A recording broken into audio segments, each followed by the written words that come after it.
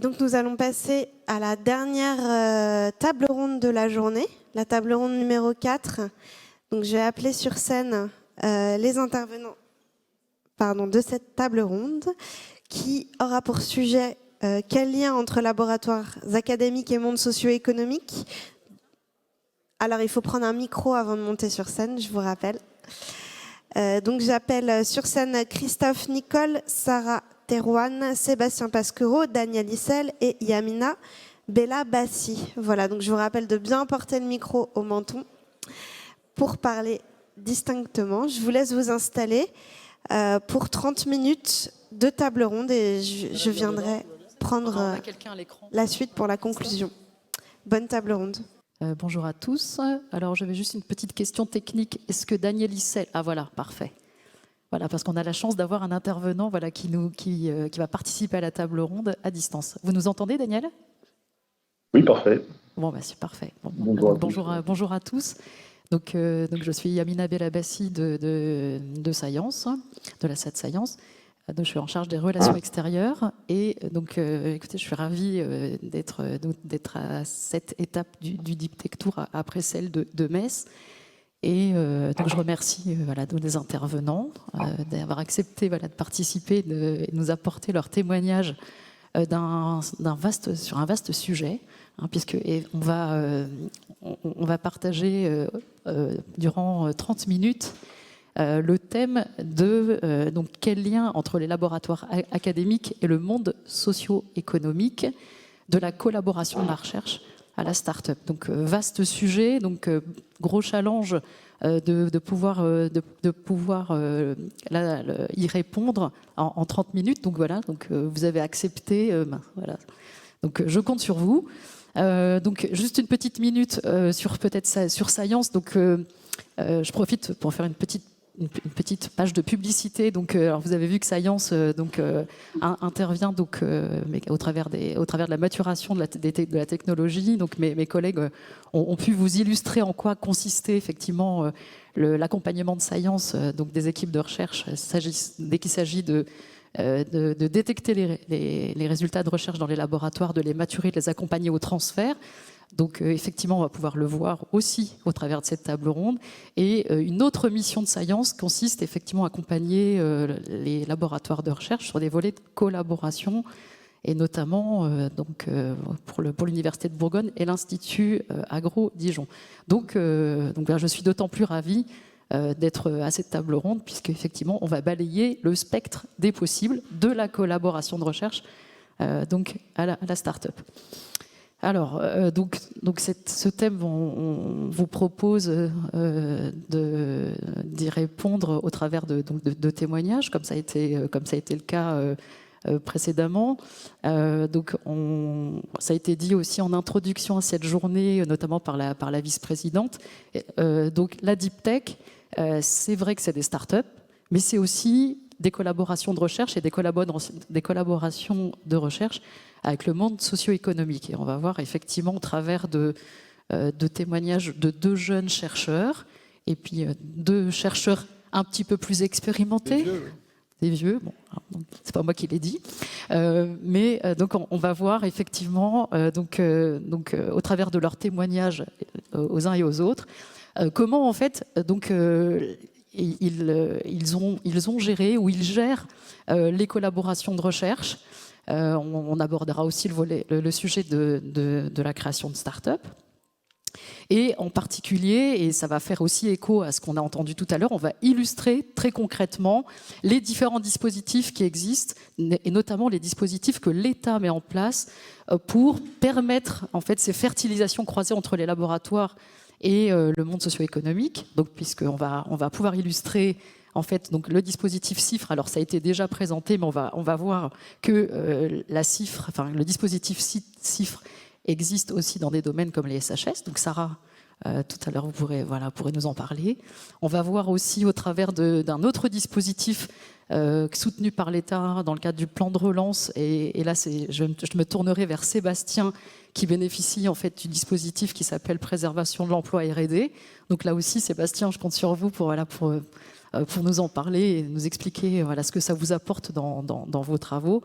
Et ensuite, je me tournerai vers nos chercheurs seniors, expérimentés, pour aussi nous faire partager donc au travers de leur longue carrière, la manière dont ils gèrent les collaborations de recherche. Et puis aussi, on terminera par le sujet de la création de start-up. Voilà le menu de ces 30 prochaines minutes.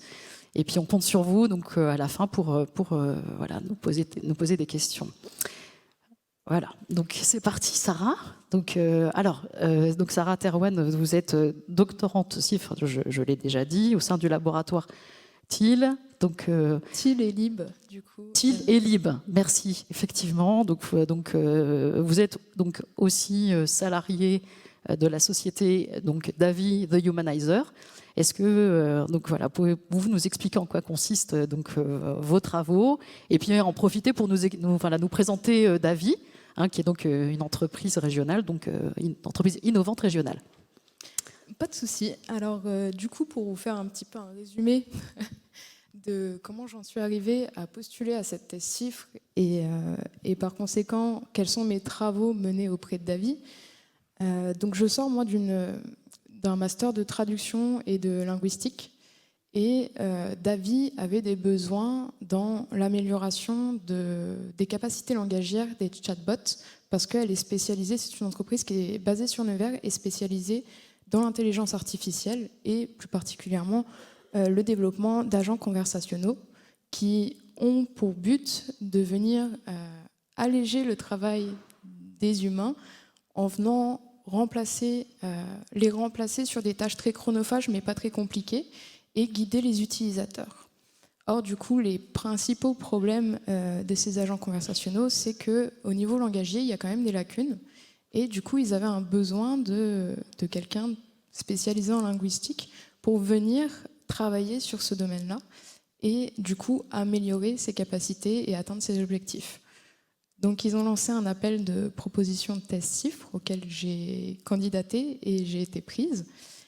Et ensemble, du coup, on travaille sur comment allier l'intelligence artificielle et l'informatique, qui sont des domaines assez convergents avec la linguistique, mais dont les approches diffèrent totalement. Et du coup, il faut mêler un petit peu les travaux de chacun.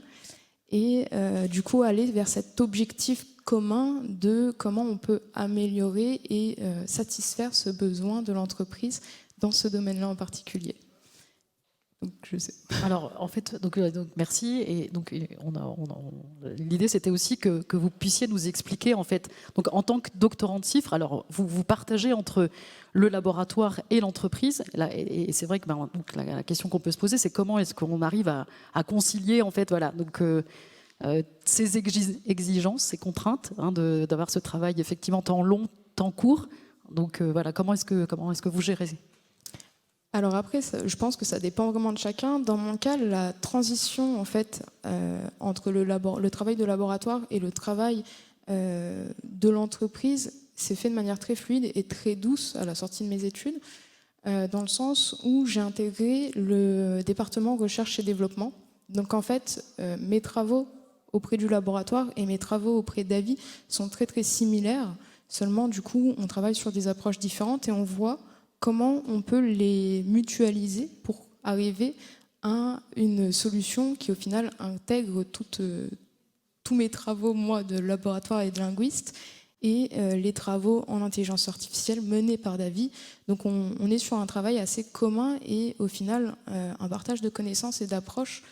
Donc, contrairement à ce que peuvent penser beaucoup de personnes, souvent, ils voient ça de manière un peu des domaines contradictoires, mais en fait, il y a beaucoup de pratiques qui sont très similaires, simplement utilisées de manière différente. Et du coup, ma transition de mes travaux de laboratoire avec les attentes de Davy et les pratiques de Davy s'est fait de manière très fluide, parce que je suis aussi dans le département de recherche et développement, parce qu'eux aussi, ils sont en train d'expérimenter. Et par conséquent, on est à peu près dans les mêmes optiques, dans les mêmes approches. Et simplement, on peut partager nos connaissances communes pour justement arriver à une solution conjointe. Donc, il y a eu une transition très, très fluide pour ma part, en tout cas. Merci pour ce témoignage. Je me tourne maintenant vers vous, Sébastien Pasquereau. Donc, donc vous avez soutenu votre thèse de doctorat en biologie cellulaire en 2021. Donc c'est assez frais. Donc au sein du laboratoire EpiLab de l'Université de Franche-Comté. Donc sur un sujet ô combien d'actualité, et je vous laisserai nous présenter en quoi ça consiste. Alors aujourd'hui, donc je l'ai dit, vous bénéficiez en fait de ce dispositif de l'État qui vous permet de poursuivre vos travaux. La question c'est pourquoi avoir choisi, qu'est-ce qui vous motive en fait qu'est-ce qui vous a motivé à aller dans cette direction, et pourquoi avec la société Apex Biosolutions. Et je vous laisserai aussi nous présenter ce que fait Apex Biosolutions. Oui, merci.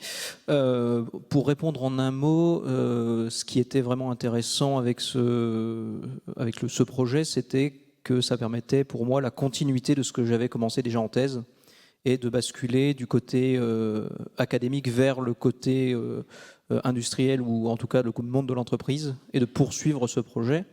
Parce que les travaux que j'ai effectués durant ma thèse sont sur le VIH, parce que moi je travaille en virologie, et également, étant donné la pandémie actuelle, sur les coronavirus, en particulier le SARS-CoV-2. Et donc notre objectif était de développer éventuellement de nouveaux traitements, mais on sait que c'est des projets qui sont très très longs, qui peuvent prendre des dizaines d'années. Et du coup, on a une phase préliminaire qui a été réalisée de manière in vitro au laboratoire académique, donc qui est, on va dire, très moléculaire, très principalement mécanistique.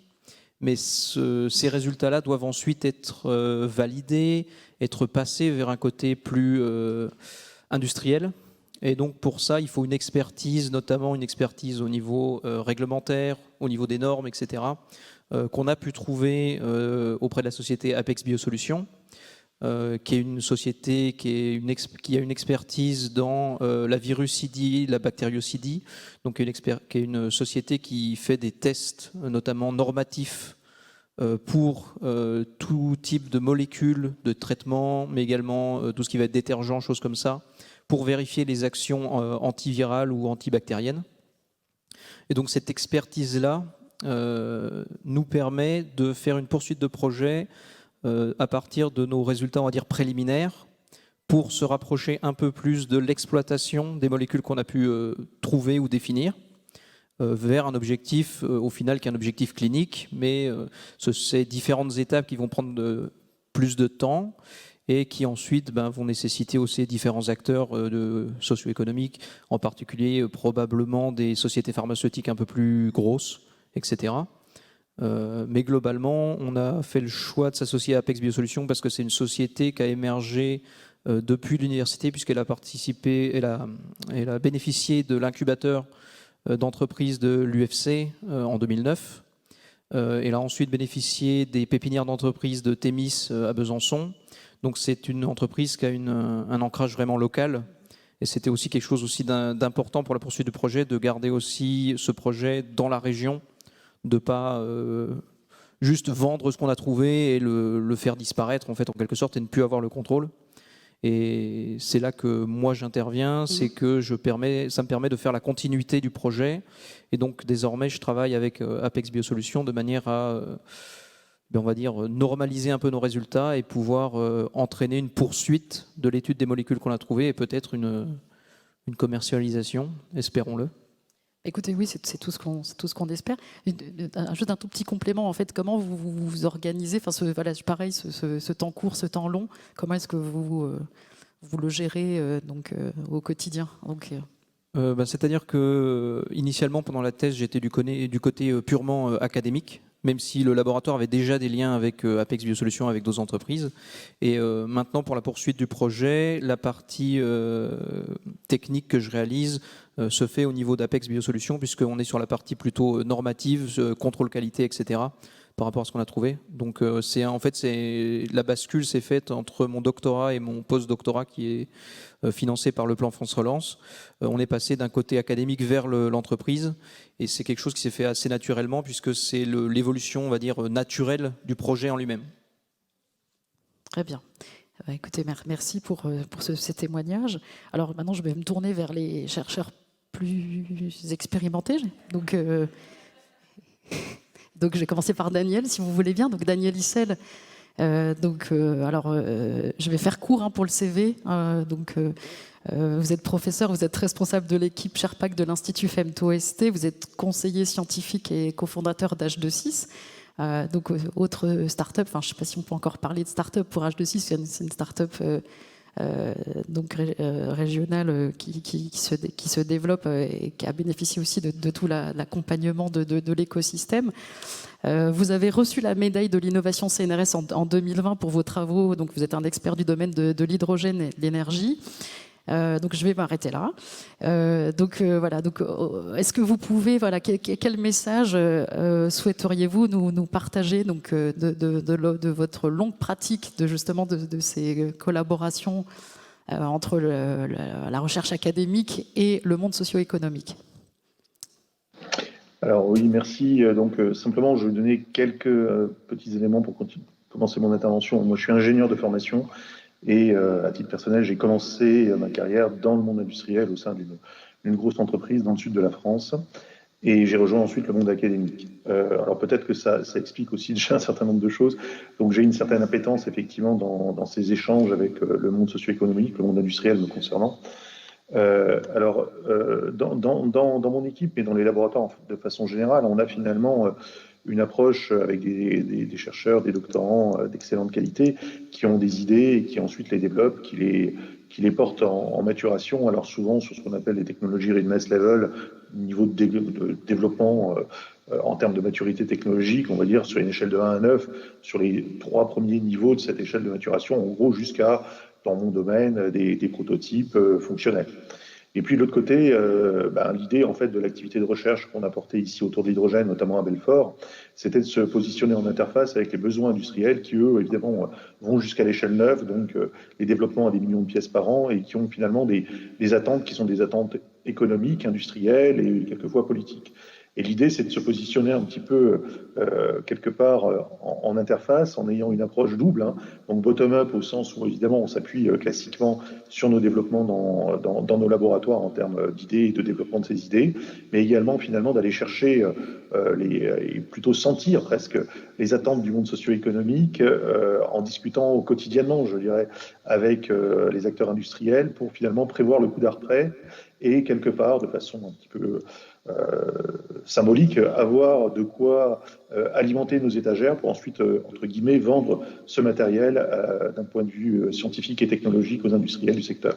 Donc aujourd'hui, dans l'équipe que je pilote, on a à peu près 90% de nos actions qui sont en collaboration industrielle directe, donc direct, donc en contrats bilatéraux ou alors dans des contrats partenariaux plus larges. Alors, pour ce faire, et puis je fais un lien en termes d'activité, ça permet aussi d'avoir ce positionnement, d'avoir finalement les attentes et les évolutions, de sentir les évolutions du monde économique et peut-être également finalement d'anticiper ces besoins. Et c'est typiquement ce qui a pu amener aussi, avec tout le soutien de l'écosystème régional, et c'est super important de l'avoir, de créer des belles entreprises aujourd'hui comme H26. Donc voilà, qui est plus vraiment une start-up, puisqu'il y a environ 30 salariés aujourd'hui. Merci pour ce retour d'expérience, effectivement extrêmement important, du besoin d'être connecté au marché et d'être en capacité de pouvoir effectivement anticiper les tendances, donc pour encore mieux les couvrir du côté académique. Et donc je me tourne assez naturellement vers donc Christophe Nicole. Alors, oui, c'est vous. Alors Christophe, vous êtes donc professeur, vous êtes directeur du laboratoire SIAD, vous êtes conseiller scientifique et cofondateur de la start-up WeTeam. Donc vous aussi, vous êtes passé de l'autre côté de la force, mais je voudrais vous entendre déjà sur le retour d'expérience de la business unit Checksem. Bonjour à tous. Oui, alors il est difficile pour un universitaire de discuter avec un industriel parce qu'en fait, il y en a un qui voudrait prendre son temps pour analyser pourquoi on lui pose un problème et le second aimerait plutôt qu'on lui trouve une solution pour pouvoir remporter un marché. Donc ça, c'est un petit peu compliqué. J'ai entendu la notion de force. Alors, je ne sais pas s'il y a une force blanche, force bleue. C'est peut-être comme Bioman pour les vieux. Hein, il y a peut-être plusieurs couleurs. Tout ce que je sais, c'est que quand j'étais jeune, j'avais de l'appétence pour le monde industriel. Et donc, j'étais comme ces jeunes-là, avec des cheveux. Et depuis que je côtoie le monde industriel, eh bien, vous voyez, je suis face à beaucoup de problèmes qui, malheureusement, n'ont pas embelli ma personne. Donc, il faut mettre en place un système, un catalyseur pour que ça fonctionne bien. C'est-à-dire qu'il faut que l'industriel comprenne, en fait, et fasse un pas vers les contraintes du laboratoire. Il faut aussi que le laboratoire fasse aussi un pas et comprenne les contraintes de l'industriel. Et c'est parfois compliqué. On a des gens qui sont très réfractaires des deux domaines. Donc, on a la chance, nous, d'avoir pu mettre en place une business unit au sein du laboratoire, c'est-à-dire une équipe d'ingénieurs et aussi de chercheurs qui arrivent à répondre en fait à la fois aux contraintes des chercheurs et aux contraintes industrielles. Alors, tout le monde parle beaucoup de contraintes, etc. Et peut-être vous n'imaginez pas ce que c'est. Alors, je vais vous donner un adage chinois que je répète systématiquement à tout industriel qui commence à s'impatienter. Il faut 9 mois à une femme pour faire un enfant, mais 9 femmes ne peuvent pas faire un enfant en 1 mois. Voilà. Et l'industriel, il a l'habitude, lorsque sa charge augmente, de mettre des moyens pour pouvoir pallier. À l'université, on a une augmentation de charge et pas de moyens. Le président. Message personnel. Non, sérieusement, il faut mettre en place, faut aller un petit peu vers les uns et les autres. Il y a un élément qu'on a oublié tout au long, semble-t-il, de cette discussion. C'est la formation. Parce que, en fait, l'interaction entre le monde du laboratoire et le monde de l'industrie, c'est souvent des étudiants qui, eux, ont une capacité d'adaptation, qui ont une capacité de compréhension, etc. Et ce qui est intéressant dans la relation industrielle, c'est de mettre en place une synergie entre la recherche, la formation et le monde économique pour pouvoir créer des nouveaux emplois, créer des nouveaux services, créer des nouveaux secteurs d'activité, mais aussi donner aux chercheurs la capacité de penser différemment plutôt que le mainstream recherche et d'être face à des contraintes qui nous font découvrir des axes de recherche auxquels personne n'a pensé. Voilà, donc c'est aussi un enrichissement intellectuel de chaque côté. Merci pour ces compléments, effectivement. Donc le triptyque gagnant, donc effectivement indispensable pour bien se comprendre et bien couvrir les besoins économiques. Alors, je vois que l'heure passe très vite, et donc je voudrais aussi vous interroger, donc à la fois Daniel et Christophe, parce que donc non seulement vous collaborez avec le monde socio-économique, avec les entreprises, mais vous avez décidé d'en créer une, enfin en tout cas d'y participer. Vous êtes tous les deux cofondateurs de 2 startups locales, régionales, qui vous permettent, en tant que chercheur, de continuer à avoir un pied dans le laboratoire, et aussi d'être dans l'entreprise. Hein, donc la loi Pacte le permet. Et effectivement, alors qu'est-ce qui vous a motivé l'un et l'autre en fait à aller à vous lancer dans l'entrepreneuriat et dans la création d'entreprises? Alors, Daniel ? si je commence. Oui, allez-y. En pratique, effectivement, déjà, il y a une certaine appétence. Il y a aussi un groupe, puisqu'on l'a fait à quelques-uns. C'est réellement une spin-off qui a été créée ici du laboratoire. On était quelques-uns, quelques chercheurs, quelques enseignants-chercheurs associés dans le laboratoire dans cette démarche entrepreneuriale. Effectivement, donc il y a une appétence. Il y a aussi la conjonction d'une attente environnementale dans le sujet de l'hydrogène, politique, économique, et on a senti, puisqu'on est complètement au quotidien dedans, on a senti collectivement que au tournant des années 2014, il pouvait être temps de commencer à penser sérieusement à la création de valeur. Il y avait aussi une vraie volonté de retour sur le territoire. À titre très personnel, c'était de dire que ça fait une quinzaine d'années à l'époque qu'on était soutenu par les collectivités territoriales, et c'est pas de la démagogie, par les acteurs territoriaux dans une démarche évidemment de recherche dans laquelle finalement on s'épanouissait, mais finalement qu'il fallait aller finalement un pas plus loin en disant il faut aussi que ça ait une retombée directe pour la société et donc de fait pour le territoire et le secteur socio-économique. Peut-être un déclencheur, ça a été une visite de collègues étrangers industriels dans le laboratoire il y a quelques années où on montrait nos capacités expérimentales, nos savoir-faire scientifiques. Et l'un des chercheurs, en allant déjeuner à midi, pas des chercheurs, des industriels en l'occurrence, m'a demandé mais est-ce qu'il n'y a pas de bus à hydrogène qui circule, en l'occurrence ici à Belfort, et pourquoi il n'y en a pas? Est-ce qu'il ne serait pas temps d'avoir aussi des retombées et une visibilité de vos actions sur le territoire? Bon, ça a été probablement un catalyseur qui a dit il fallait peut-être franchir le pas maintenant, et c'est vrai que c'était un point intéressant. Et je souligne, donc on a été accompagné, je le dis dans l'ordre, par l'Université de Franche-Comté au départ, ensuite par la région Bourgogne-Franche-Comté, ensuite par la SAT Science, et aujourd'hui par l'ensemble de l'écosystème, BPI, etc., qui accompagne tout au long du cycle de développement d'une telle entreprise collective. Finalement, il soutient ces développements en région. Merci. Donc vous continuez à faire de la recherche tout en étant dans l'entreprise, donc ça marche. Alors en tant que conseil scientifique, c'est-à-dire qu'aujourd'hui, effectivement, c'est comme son nom l'indique, c'est du conseil. Voilà. Tout à fait. Donc Christophe ? Oui, alors moi, on m'a forcé. Donc, la première société que j'ai créée il y a 20 ans, on m'a dit « Ah, il faut que vous accompagniez la société ». Donc, j'ai suivi. Voilà. À la deuxième, j'ai parlé tout à l'heure de maternité, etc. Il faut comprendre que le chercheur, il construit une collaboration avec l'industriel et qui va se positionner, il va s'identifier dans les résultats scientifiques. Il va passer énormément de temps, des nuits, etc., à développer ça. Une fois que ça commence à marcher, c'est-à-dire vous voyez le bébé qui marche, vous n'avez pas envie de lui dire « Oh, c'est bon, il marche, je m'en occupe plus. » Et là, si on vous dit « Est-ce que vous voulez l'accompagner un petit peu plus loin et voir la belle personne que ça va devenir ?» Tout de suite, vous dites « Ah ben oui, en effet, j'aimerais toujours être en relation. » Voilà. Et c'est cette relation-là qu'un chercheur, il a quand il travaille avec un industriel qui crée une start-up, qui porte ça.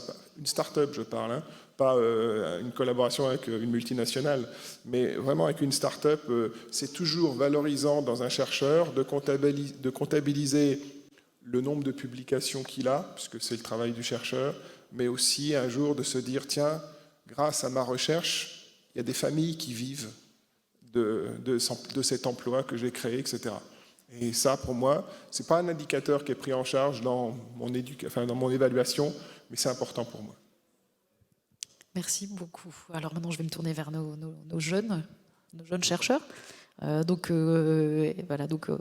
que de votre côté, en fait, votre expérience d'être aussi dans l'entreprise, est-ce que ça vous inspire? Enfin, est-ce que l'entrepreneuriat est une option possible dans vos carrières? Enfin, en tout cas, comment vous vous projetez? Est-ce que vous êtes tenté par cette voie? Alors, honneur à Sarah. Alors moi, oui, je suis tentée par cette voie, mais plus tard. En tout cas, c'est des projets futurs. Pour le moment, justement, moi, ce que j'aimerais, c'est un peu, comme Nicole l'a dit, continuer un peu à porter le bébé. Donc pour ça, il y a David qui m'a employé en tant que CDI, ce qui est aussi assez rare. En tant que doctorant de SRIF, normalement, on n'est plus sur des CDD de la durée de la thèse. Là, ça aussi symbolise un réel besoin auprès de la société à, du coup, développer des axes plus multilingues et linguistiques. Et du coup, mon objectif premier est effectivement de continuer de travailler sur mon bébé, donc ma thèse. Mais a posteriori, effectivement, j'aimerais bien monter une start-up qui serait plus axée sur le retour un peu vers la traduction et le conseil sur justement le multilingue, les axes multilingues et comment les intégrer à la fois au domaine de la traduction en général, mais aussi au côté du coup intelligence artificielle, donc renouer un petit peu avec la thèse et à la fois avec mon parcours antérieur en tant que masterante. Donc il y a ce projet, effectivement, ça m'inspire. Après, voilà, il y a aussi le fait de continuer à être formée auprès de David, à enrichir mon expérience personnelle auprès d'une entreprise avant de pouvoir du coup me lancer à créer ma propre entreprise. Ce qui me semble aussi important d'avoir une pré-expérience quelques années avec une entreprise pour voir comment ça fonctionne aussi en interne et comment après se lancer, on va dire, en partant sur un bon chemin. Très bien, merci. Et Sébastien? Moi, de mon côté, je serais assez intéressé, oui, par l'entrepreneuriat également, mais je sais que là, pour l'instant, j'ai plutôt dans l'optique la côté vraiment R&D et développer en fait, ces nouvelles compétences qu'on n'a pas forcément toujours quand on est uniquement universitaire, qu'on est très académique, très la tête dans le guidon et comme l'ont dit les collègues plus expérimentés, dans un temps plus long, etc. Là, il y a des problématiques qui sont nouvelles quand on est dans le service de R&D d'une entreprise, et en particulier dans une start-up, parce que l'entreprise dans laquelle je suis, c'est une TPE de 5 employés, donc ça reste très local, très petit. Donc il y a aussi ce réseau économique très local, très ancré, que je trouve très intéressant. Et je pense que pour l'instant, je suis plutôt dans l'optique de rester dans ce qui est R&D, dans cette optique-là, oui. Donc, deuxième partie de carrière. Ok. Merci pour vos partages d'expérience, vos retours d'expérience. Alors peut-être, je ne sais pas si voilà, donc il y a des questions. Est-ce que ça vous a inspiré en fait ces retours d'expérience? Donc on parlait de talent, effectivement. Enfin, on a pu voir différents talents s'exprimer. Ok, il n'y a pas de questions.